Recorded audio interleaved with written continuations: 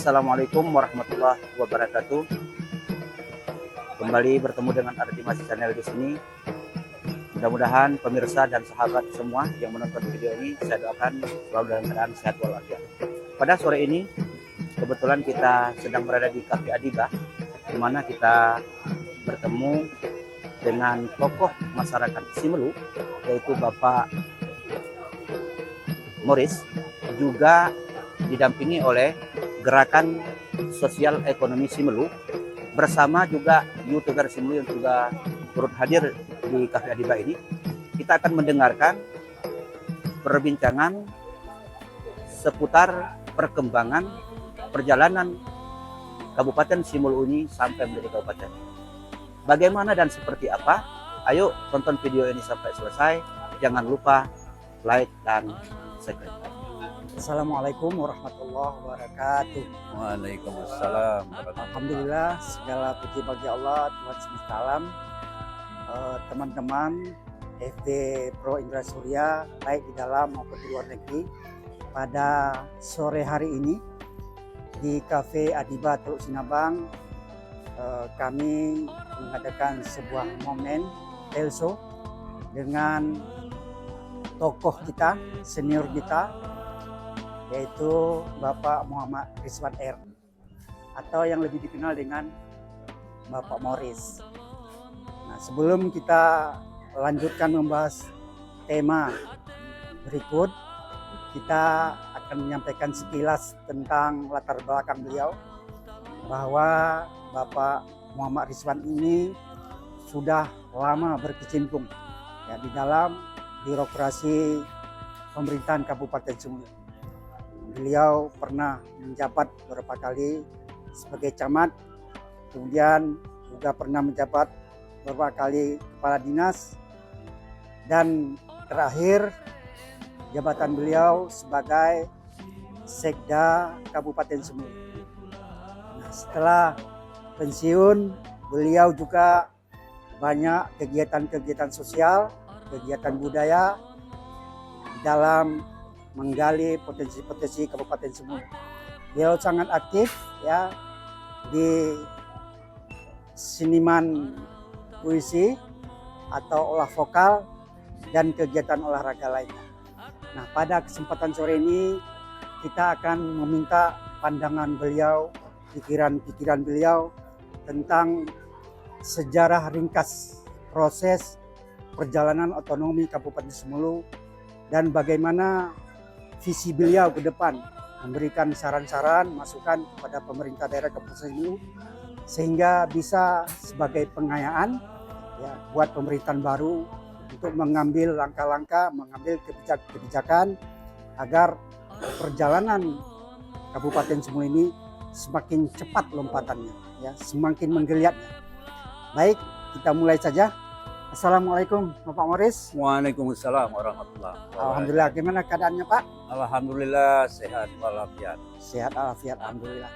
Dan hari ini juga kita dihadiri oleh rekan-rekan dari YouTuber dan beberapa masyarakat, yaitu rekan Suhardi dan rekan Mas Wardi. Terima kasih atas kehadirannya. Nanti kami sebagai moderator, pembawa acara, mempersilakan juga kepada teman-teman untuk mengajukan ya 1-2 pertanyaan sebagai pengayaan buat kita, khususnya generasi muda Simelu, agar mereka tahu ya, bagaimana susahnya berjuang ya ketika mencapai otonomi Kabupaten Simelu. Baik, untuk mempersingkat waktu, Bapak Morris, ini acaranya rileks saja, yeah, santai saja, ya. Mudah-mudahan saudara-saudara kita, baik yang ada di pulau, baik yang ada di daratan, bisa menyaksikan acara yang sangat penting ini, insya Allah. Nah, pertanyaan yang pertama, kami sebagai generasi muda ini, ya, mungkin perlu diinformasikan, perlu diberitahukan kepada kami, kapan awal pertama proses ya timbulnya otonomi Kabupaten Simelu itu untuk memisahkan dari daratan khususnya Kabupaten Aceh Barat. Silakan Pak. Baik, alhamdulillah. Terima kasih banyak. Saya sudah diundang untuk wawancara bersama teman-teman. Berbicara tentang cikal bakal persiapan Simelu menuju otonomi itu dimulai pada tahun 1957, yaitu dilaksanakannya Kongres Rakyat Simelu 1957 di Sinabang pada tanggal 12 sampai 14 Juni 1957. Inti atau tema pokoknya adalah satu saja, ingin menjadi daerah otonom. Ya. Adapun motivasi yang menjadi motivasi daripada dilaksanakannya Kongres Rakyat Simelu ini adalah dari dilaksanakannya Kongres Rakyat Indonesia tahun 1955 di Jakarta, yang pada saat itu dihadiri oleh utusan satu-satunya dari Kabupaten Simelu, Ya. yaitu almarhum Bapak Sultan Rusmin bin Sultan Amin. Maka dilaksanakanlah dengan persiapan-persiapan untuk melaksanakan kongres yang awalnya direncanakan tahun 1956, tetapi karena terlalu banyak kendala sehingga baru dapat dilaksanakan tahun 1957. Demikian itu cikal bakal pertama. Kalau boleh kita tahu, itu ketika kongres pertama yang dicetuskan itu pulau kita ini, ya, itu dalam bentuk pemerintahan seperti apa? Statusnya waktu itu masih kewedanaan. Kewedanaan. Kalau kita umpamakan kewedanaan itu pada saat ini, itu seperti apa itu? Apa setingkat camat, setingkat kepala desa atau bagaimana? Wedana itu statusnya antara bupati dengan asisten wedana, dengan camat. Antara bupati dengan asisten Wedana atau camat. Ya. Berarti ketika itu ada berapa asisten wedana? Pada saya itu tahun 1957 masih 3. 3. Ya. Bisa disebutkan Pak? Simelu Timur, Simelu Timur, Simelu Tengah, Simelu Timur, Simelu Tengah, Simelu Barat. Ya. Oke. Nah, ini sudah dapat kita pahami ada asisten kewedanaan 3. Ya. Kalau tokoh-tokohnya ketika itu yang dipercayakan untuk memimpin? Ya, Simelu Barat pernah dipimpin oleh Bapak Tengku Muhammad Zaidin. Ya, tokoh pemerintahan juga ulama. Ya. Kemudian Simelu Tengah itu Bapak Teku Raja Mahmud. Ya. Dan Simelu Timur sendiri ada Sultan Rusmin, tokoh-tokohnya. Ya. Nah, baik, kita akan coba melompat. Ya, ini sejarah awal. Ya, sejarah awal Kongres Rakyat Simelu tahun 1957. Ya, ketika itu kita masih bernaung di bawah pemerintahan Kabupaten Aceh Barat. Aceh Barat. Ya. Ya. Nah, kita mulai melompat. Setelah Kongres pertama 1957 itu, apakah ada kelanjutan berikutnya? Kongres atau pertemuan itu? Ada beberapa fase lagi. Ya. Yang pertama dilaksanakannya musyawarah Luan Balu. Ya. Yang diprakarsai oleh Wedana Tengku Muhammad Rasidin. Ya. Bedanya sedikit dengan musyawarah Luan Balu. Itu murni membicarakan masalah pertanian, Ya. perekonomian, dan pembangunan sebagai wujud mempersiapkan masyarakat menjelang atau menjemput otonomi daerah. Ya. Itu fase kedua. Fase kedua. Ya. Artinya Kongres Rakyat Luan Balu. Yang pertama.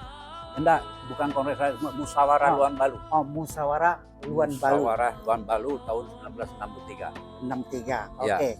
Nah, itu sudah mulai membicarakan untuk ke depan Ya, masalah kegiatan masyarakat di bidang pertanian, bidang pertanian, perekonomian, pembangunan. pembangunan. Ya, Apakah ada disentuh? Mungkin Semulu perlu membenah diri agar ya mendapatkan otonomi sendiri ketika itu. barangkali pada musyawarah Luan Balu tidak menjadi fokus lagi. Ya. Karena cuma dalam rapatnya pasti disebut bahwa musyawarah kita ini dalam rangka persiapan menuju otonomi. Jadi sehingga masyarakat itu siap kalau sewaktu-waktu daerah ini menjadi daerah otonom. Oke. Nah, dalam pandangan pribadi Bapak, kira-kira apakah otonomi Kabupaten Semulu itu memang diperlukan saat itu? Oh jelas, karena yang dirasakan sekali yang menjadi latar belakang daripada motivasi pokok kita menuntut otonomi ini ya karena geografi. Ya. Jadi banyak sekali kendala yang dihadapi jika tidak bisa mengatur rumah tangga sendiri, sementara jarak kita dengan kabupaten itu begitu jauh. Ya, dapat dipahami dan sangat setuju karena kendala transportasi ini sehingga roda pembangunan di Kabupaten Semulu bisa terlambat. Ya. Oke, baik. Sekarang kita melompat.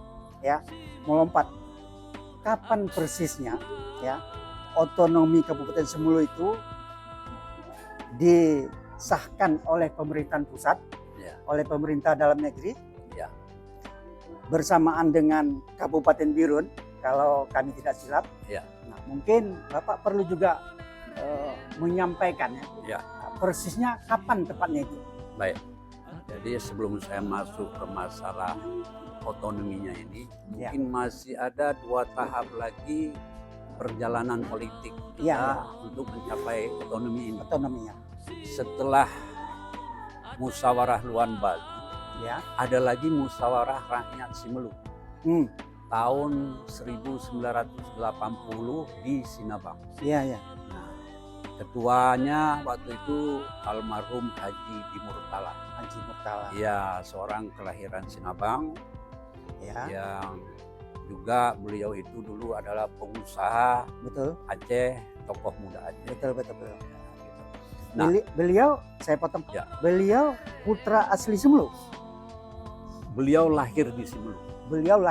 Iya, lahir di Simelu karena orang tuanya juga berusaha di Simelu. Beliau asal aslinya dari Pelanggahan atau dari Olele barangkali. Dari Olele, Banda Aceh ya? Ya. Oke. Nah, terus? Nah, setelah pada musyawarah rakyat Simelu 1980 itu masih top isunya adalah otonomi daerah. Ya. Kemudian terbentuklah Yayasan Pembangunan Simelu. Ya. Kemudian terbentuklah sebuah tekad rakyat Simelu untuk menyisihkan sebagian penghasilannya menyumbang untuk pembangunan di Simelu. Ya. Melalui hasil bumi, ternak dan lain-lain sebagainya. Betul. Seingat saya, ketika itu produksi cengkeh Semulu begitu besarnya ya. Rp100 per kilo sumbangan Simelu. Nah, lanjut. Nah, singkat cerita setelah musyawarah rakyat Simelu tahun 1980 digebrak kembali pada tahun 95 oleh pembantu bupati Dr. Andes Muhammad Amin. Ya, almarhum. Ya. Digebrak kembali 1995 dan hasil daripada kerjasamanya dengan tokoh-tokoh politik, tokoh masyarakat, tokoh pemuda, berhasillah dicapai status kabupaten administratif. Betul. Berdasarkan peraturan pemerintah nomor 53 tahun 1996. Dan diresmikan pada 27 September 1966 di Banda Aceh. Dan waktu itu almarhum Bapak Dr. Andes Muhammad Amin dilantik sebagai Bupati Kabupaten Administratif Ya. Perdana. Perdana. Iya, itu sudah hampir mencapai klimaks. Ya, ya, ya. Nah, setelah terjadi pergantian pejabat Ya. dari Bapak Dr. Andes Muhammad Amin kepada Bapak Teguh Muhammad Yusuf Sarjana Hukum, Betul, betul. ya kan? Ya. Sebagai Bupati Kabupaten Administratif. Mm-hmm. Nah, beliau menindaklanjuti program Rakyat Simulu ini, cita-cita Rakyat Simulu ini dengan tetap berkolaborasi dengan tokoh politik, betul, tokoh masyarakat dan tokoh pemuda. Ya. Sehingga singkat ceritanya turunlah Undang-Undang Nomor 48 tahun 1999 penetapan Simelu menjadi kabupaten bersamaan dengan saudara kembarnya Kabupaten Birun pada tanggal 12 Oktober 1993 ya. 99. Ya, itulah klimaknya. Ya, klimaknya. Perjuangan rakyat Simelu itu. Dan dilantiklah sebagai pejabat bupati ketika itu. Ya, Teguh Yusuf. Teguh Yusuf. Ya. Ya, waktu itu Teguh Yusuf. Kemudian dilanjutkan dengan ya pada saat itu setiap pelaksanaan peresmiannya. Ya, betul. Di Kabupaten Simelu. Dan saya potong sedikit. Ya. Ketika itu saya pribadi juga terlibat, beberapa tokoh politik, tokoh pemuda itu menghadap Bapak Gubernur Aceh ketika itu mendorong, memproses supaya mengeluarkan rekomendasi supaya dipercepat. Alhamdulillah juga ketika itu. Nah, baik Bapak Morris yang kami muliakan, sudah ada gambaran buat generasi muda kita, ya, bagaimana proses perjuangan orang-orang tua kita dahulu sejak tahun 1957 berlanjut terus 1999 terus berlanjut sampai 1999 sehingga keluarnya surat keputusan Menteri Dalam Negeri. 99 itu adalah undang-undang nomor 48. Oke. Nah, baik, sudah dapat kita pahami kepada rekan-rekan di luar sana, khususnya generasi muda, inilah sejarah ringkas kita, ya, perjalanan proses perjuangan otonomi Kabupaten Simelu. Nah, ini untuk ke depan, ya, kami sangat membutuhkan pandangan Bapak, ya, visi Bapak, ya, untuk menyampaikan saran-saran, masukan-masukan, bila perlu pun kritikan-kritikan yang membangun, demi untuk percepatan pembangunan kabupaten kita. Nah, untuk poin ini, untuk sesi ini, kami meminta ya dari rekan-rekan YouTuber mungkin bisa memberikan pertanyaan 1-2. Ya, kira-kira apa pikiran-pikiran, ide-ide beliau untuk bisa kita ambil khususnya kepada pemerintah Kabupaten Simelu yang baru. Silakan, Pak Suwardi. Terima kasih. Assalamualaikum warahmatullahi wabarakatuh. Waalaikumsalam warahmatullahi wabarakatuh.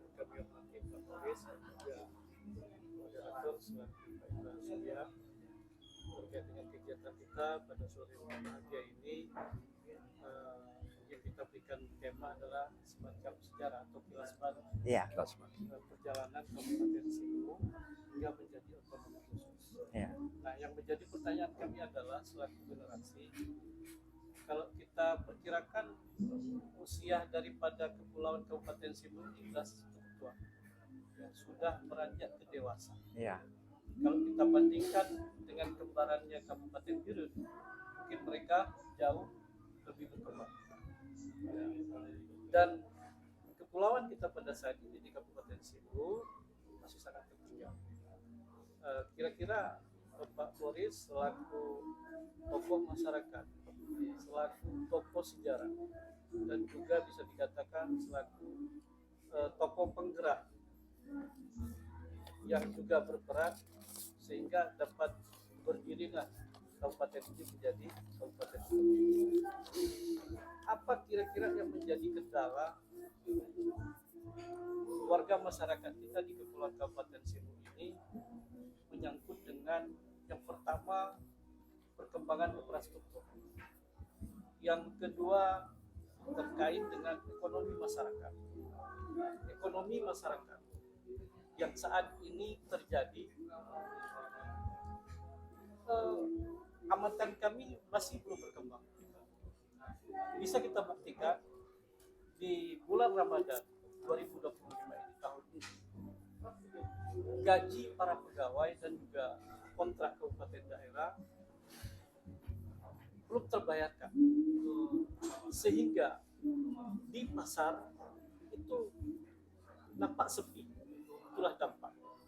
Nah, otomatis perkembangan ekonomi di kepulauan kita ini hanya berharap pada pemerintahan, yaitu tenaga PNS dan juga kontrak perputaran ekonomi.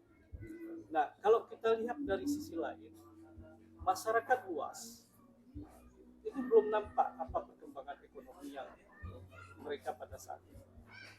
Kira-kira sebagai Bapak selaku pendidik, apa kira-kira kiat-kiat yang dapat membantu masyarakat Kepulauan Kabupaten Sibu ini sehingga ekonominya bisa terangkat tanpa pun PNS, tanpa pun kontrak terbayarkan gaji mereka oleh pihak Pemda, pasar ini kita tidak pernah sepi. Artinya apa? Kita memiliki usaha yang luar biasa yang bisa diputarkan melalui usaha, apakah itu di bidang pertanian, kemudian perekonomian kelautan, maupun peternakan. Mungkin itu saja Pak. Oke. Dapat kami sampaikan apa kira-kira kiat-kiat untuk membangun ekonomi kita. Jangan bertumpu kepada ASN dan Baik, terima kasih. Assalamualaikum. Oke, terima kasih Bapak Suhardi. Nah, ini Pak Morris ada 2 pertanyaan. Ya. Ya, ini Ya. pertanyaan pertama menyangkut kendala-kendala infrastruktur. Ya. Ya, mungkin jalan Ya. atau jembatan Ya. atau bangunan-bangunan gedung pemerintahan. Betul. Nah, yang kedua menyangkut dengan perkembangan ekonomi masyarakat. Ya. Sehingga kalau kita lihat ke lapangan memang sangat lesu sekali. Dan menurut pertanyaan beliau tadi, perputaran ekonomi hanya mengharapkan dari guru gaji-gaji ya PNS atau kontrak lah. Ya. Sementara di bidang-bidang yang lain, wira swasta atau UMKM kelihatannya mati suri. Ya, kurang diperhatikan atau tidak terlalu menjadi prioritas. Silakan, Pak. Baik, berkenaan dengan infrastruktur, Ya. tentu ini faktornya pertama bisa jadi kalau kita katakan kurang perencanaan, pasti perencanaannya sudah memadai. Ya. Kalau kita tidak katakan lebih. Ya. Tapi barangkali kita kan daerah ini kan sudah ditetapkan pagunya. Ya, ya. Pagunya. Nah, jadi kita bermain di pagu ini. Iya. Ya kan? Iya, iya. Syukur-syukur pada tahun berjalan tidak ada silva-silva. Ya. Kalau ada silva, itu biasanya ada penalti dari pemerintah pusat. Betul. Pagu kita kurang lagi. Ya. Asal ada silva, pagu kita kurang lagi. Ya. Jadi sementara kita sebagai masyarakat menganggap setiap tahun pagu dana kita bertambah, ternyata berkurang dia. Berkurang. Ya, kita minta-minta dengan pemerintahan yang baru ini nanti jangan ada silva-silva. Betul. Oleh karena itu kabinet pemerintahan yang baru ini harus orang-orang yang siap. Betul. Dan gerak cepat. Gitu. Ya. Itu masalah infrastruktur. Ya. Kalau berkenaan dengan masalah lesunya ekonomi masyarakat, kita memang ada satu kekurangan. Perputaran uang dan perputaran ekonomi kita selama ini bersandar pada gaji pegawai. Iya, ya. Apakah itu pegawai negeri atau pegawai honor, pegawai bakti, itulah. Ya. Begitu selesai perputarannya sampai tanggal 10 setiap bulan, kemudian turun lagi grafiknya. Iya, iya. Jadi ini semata-mata karena aspek ekonomi kerakyatan belum berkembang. Betul. Jadi sebenarnya yang penting dan kita mintakan pemerintah ke depan ini sangat-sangat harus memperhatikan perkembangan ekonomi kerakyatan. Ya, ya. Sehingga satu rumah tangga itu atau satu kepala keluarga minimal setiap sore dia dapat membawa uang minimal 50.000. Tapi setiap sore. Setiap sore. Nah, jadi ada sumbernya terus. Iya, iya. Nah, belum kita bicara masalah home industry.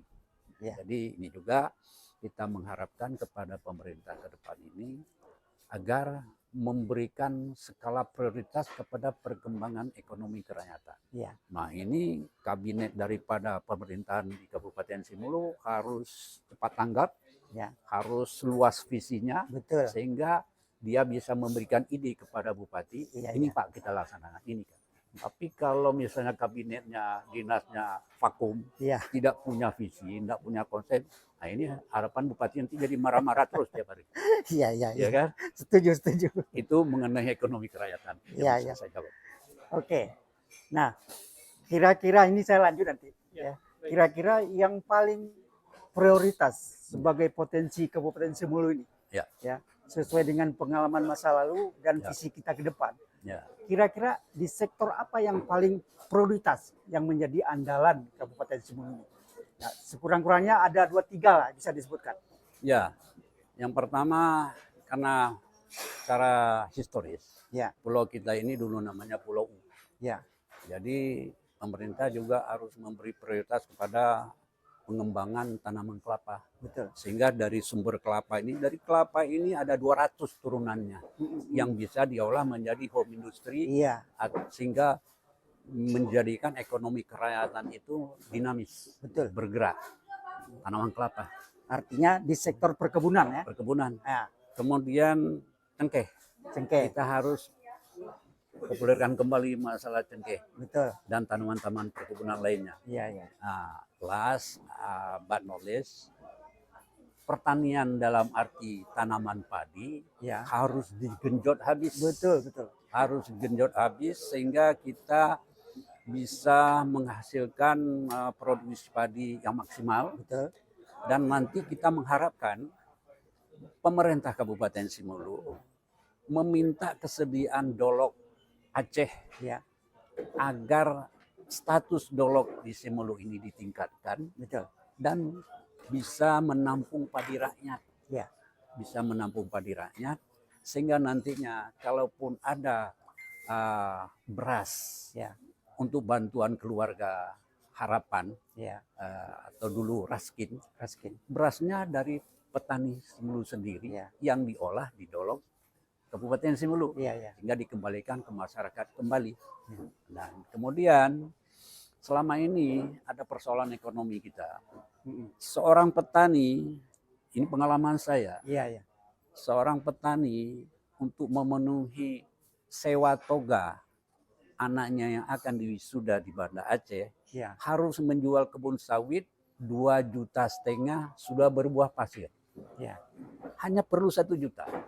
Ini akibat tidak ada lapangan kerja Iya. dan padinya tidak laku dijual. Artinya aku ya. Tapi kalau nanti dia ingin mencari sewa toga anaknya, dia tidak perlu jual kebun sawit sama kebun cengkeh. Iya. Dia ambil dari gudang padi di rumahnya, Ya. atau bahasa kampungnya dari Burandang, antar ke Dolok, dia sudah dapat Iya. buang jual padi. Iya, iya. Setuju. Nah, jadi itu saya jadi berputar ya, Iya. terjadi rotasi ekonomi. Saya kira gitu. Dan menurut pandangan kita yang kritis ini ya, Ya. memang sektor pertanian ini Ya. selama ini belum diolah secara maksimal. Ya. Ya, belum sungguh-sungguh. Ya. Nah, ini kita minta kepada Bapak Bupati yang baru. Ya, Ya, sektor pertanian ini ya betul-betul bisa mandiri lagi. ya, Tidak perlu Betul. lagi diimpor dari daratan. betul. Ya, Ya, kan? sehingga timbul CME orang daratan Ya. itu, artinya orang Simulu itu menunggu makan dari kami kita. Ya, Artinya apa? itu kan ya gimana ya? Ya betul. Ya betul ya. Ya, Artinya setiap ferry masuk, ya beras itu masuk bertonton. termasuk pisang masih datang lagi. Iya. Kan gitu. Nah, ini Maunya ini bupati ya ya ini dihapuskan semua, betul ya. ya kan? Nah, jadi kita kembali ke masalah tanaman padi. Ya. Sebaiknya kita sarankan nanti pemerintah harus ada tim kabupaten, tim kecamatan, dan tim desa. Ya. Jadi itulah kontrol pemerintah.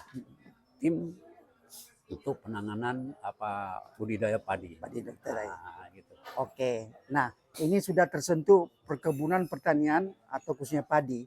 Nah, mungkin ada sektor lain yang juga sangat potensi menurut pandangan Bapak. Home industry Home yang industry. cepat. Ya, Home industry. Nah, saya sebutkan tadi air kelapa. air kelapa. Air Ya. kelapa kita limbah. terbuang. Sabutnya lagi. Ya, ini kita bicara air kelapa dulu. Ya, kan. Sabut itu Malaysia kekurangan masih. Iya, iya. Sabut kelapa. Mereka pasokannya dari Lok Sumawe. Ya kan gitu kan. Nah, ya kalau air kelapa, kita selama ini nggak tahu bahwa dari air kelapa bisa jadi kecap, bisa jadi sirup. Iya. Bisa lulur, bisa sambal. Betul. Banyak lagi turunannya. Nah, 2 saja bisa diciptakan di sini home industrinya. Kecap dengan sirup. Ini bisa paling tidak untuk kebutuhan lokal. Iya. Jadi setelah ada produksi dari rumah-rumah industri, itu diproteksi dengan instruksi atau perbuk agar seluruh aparatur pemerintah jika ada acara-acara menggunakan sirup lokal. Iya. Proteksi dia dengan perbuk. Iya, iya. Kecap begitu juga, sirup gitu juga. Iya, iya. Gitulah. Oke. Kalau lulur itu Kuwait dan Abu Dhabi sangat membutuhkan lulur ini. Ya. Dari mitra kita yang ada di Depok, di Jakarta, mereka kalau kita ada yang produksi lurur, mereka yang nampung. Nah, ini mudah-mudahan bisa menjadi pemikiran pemerintah ke depan. Setuju. Ya. Nah, ini informasi yang sangat bagus ya buat masyarakat dan khususnya kepada pemerintah daerah bahwa dari jenis kelapa saja bisa membuat turunan sampai 200 ya produk-produk UMKM. Tinggal stimulan kita aja kepada petani. Oke. Ya, gitu. Nah, kita melompat ke sektor yang lain. Mungkin sektor pariwisata. Ya. Wisata alam. Ya. Nah, ini sebuah potensi wisata alam di Semulu ini yang juga masih belum tergarap dengan maksimal. Nah, bagaimana pandangan Bapak tentang pariwisata ini? Ya, saya kira alam di Kabupaten Semulu kita ini tidak kalah dengan di Bali. Iya, iya. Cuman duluan mereka pandai mengelolanya, punya ilmu dan profesional. Kita belum. Tapi bukan berarti kita terus tertinggal. Maka oleh karena itu pemerintah ke depan ini sudah harus memperhatikan dengan sangat bahwa melalui instansi terkait pariwisata di Semulu ini terutama panorama alamnya sudah bisa dijual dengan gencar keluar dengan berbagai cara. Melalui media kah? Begitu. Oke. Nah, baik teman-teman YouTuber, masih ada yang ditanyakan? Ada satu lagi. Ada satu lagi. Oke, mungkin sebentar. Pak Vicky ada pertanyaan nanti? Oke ya. Ini pertanyaan terakhir karena mengingat waktu kita. Silakan. Terkait dengan tempat wisata kita. Iya. Di Kepulauan Kabupaten Semulu. Nah, menurut amatan kami dalam 10 kecamatan ini belum ada tempat wisata yang dikelola oleh pemerintah daerah. Nah, kita berharap dari generasi ini ada tempat wisata yang dikelola oleh Pemda itu sendiri. Betul. Milik Pemda maksudnya seperti itu. Sehingga kita mendapatkan PAD dari wisata tersebut. Nah, hari ini kita lihat wisata kita tidak ada. Nah, contoh seperti di Ganting, ada di Suak Baru, di Babang, itu hanya sebagai tempat wisata alam seperti itu saja. Itu pertama. Yang kedua, jika wisata yang ada di Kepulauan Kabupaten Semulu kita ini tidak dikelola oleh pemerintah, itu masih sangat minim dengan fasilitas. Nah, andaikan tempat wisata kita ini dikelola oleh pemerintah, insya Allah saya yakin PAD kita akan gemilang. Iya, akan naik. Terima kasih. Oke, silakan Pak Morris. Ini menyangkut potensi wisata kita. Silakan. Jadi gini, menurut sepengetahuan saya, dalam hal pengembangan pariwisata, sebenarnya posisi pemerintah itu berada pada posisi fasilitator. Betul. Dia tidak bisa jadi pelaku. Tapi pemikiran-pemikiran untuk menjual potensi pariwisata itu harus dilaksanakan oleh pelaku-pelaku wisata. Betul. Maka oleh karena itu kita mengharapkan pemerintah memberi fasilitas, memberi peluang kepada pelaku-pelaku pariwisata. Dengan pihak ketiga lah. Iya, jadi dengan terlaksananya itu pemerintah tinggal narik cukai atau retribusi atau pasar. Iya, setuju. Begitu. Betul, setuju. Nah, saya sepemikiran itu. Ya. Artinya pemerintah itu dia tidak bisa menjadi apa istilahnya tadi? Pelaku tidak bisa. Tidak bisa. Tapi paling kurang dia bisa sebagai fasilitator. Siapkan tempat. Ya. Nah, yang gitu. Minimal ya menyiapkan tempat parkir lah, paling minimal ya. Ya maaf ngomong misalnya MCK. Iya. Setiap orang pakai kan Rp1.000. Betul. Itu sudah ada kontribusi. Iya. Mungkin dalam kapasitas yang lebih tinggi lain lagi fasilitasnya. Kan gitu kan? Iya. Nah, gitu kira-kira. Oke. Terima kasih rekan-rekan dan Bapak Morris yang sudah bersedia meluangkan waktu, pemikiran, ide-idenya. Nah, mudah-mudahan ya ide-ide yang sudah diberikan ini bisa menjadi catatan penting, menjadi masukan kepada pemerintahan yang baru. Dan terakhir kita minta closing statement lah, penutup dari Bapak Morris, kira-kira apa yang bisa disampaikan kepada pemerintah daerah. Baik. Jadi dari A sampai Z bincang-bincang kita, wawancara kita, muaranya tentu kita mengharapkan agar pemerintah bisa semaksimal mungkin melaksanakan pemerintahan dengan baik, betul, secara good governance, dan juga potensi-potensi yang ada bisa digali dan dilipat gandakan peranannya sehingga bisa mendatangkan hasil atau devisa untuk daerah sendiri. Maka oleh karena itu bupati atau pemerintah itu perlu ada tangan-tangan beliau yang kuat, yang kokoh, staf-staf beliau ini yang punya visi. Oleh karena itu dalam persiapan penempatan kabinet beliau ini, kalau bisa jangan ada yang bersifat hadiah. Pejabat yang menjabat sebagai hadiah, biasanya orangnya tidak ada visi, tidak bisa kerja, hanya yes saja. Kita tidak mengharapkan bupati kita ini begitu nanti, karena beliau sudah jauh-jauh pulang kampung. Tentu dia harus didampingi oleh orang-orang yang cekatan, sehingga dengan ide beliau yang beliau bawa dari Jakarta bisa gayung bersambut dengan pembantu-pembantunya yang cekatan dan terampil, profesional.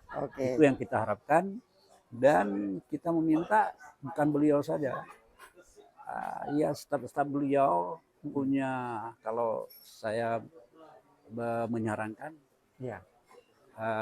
mau bertanya, mau mendengar. Betul. Itu kunci keberhasilan. Itu saja dari saya. Terima kasih banyak kepada Bapak Morris atas pertemuan, menyampaikan ide dan gagasannya. Mudah-mudahan teman-teman FB Pro baik di dalam maupun luar negeri dapat informasi yang mencerdaskan, khususnya kepada generasi muda Semulu, bahwa itulah tadi sejarah singkat tentang perjalanan otonomi Kabupaten Semulu. Demikian pertemuan kita pada sore menjelang maghrib ini. Banyak maaf, saya Indra Surya. Assalamualaikum warahmatullahi wabarakatuh. Waalaikumsalam warahmatullahi wabarakatuh. Terima kasih.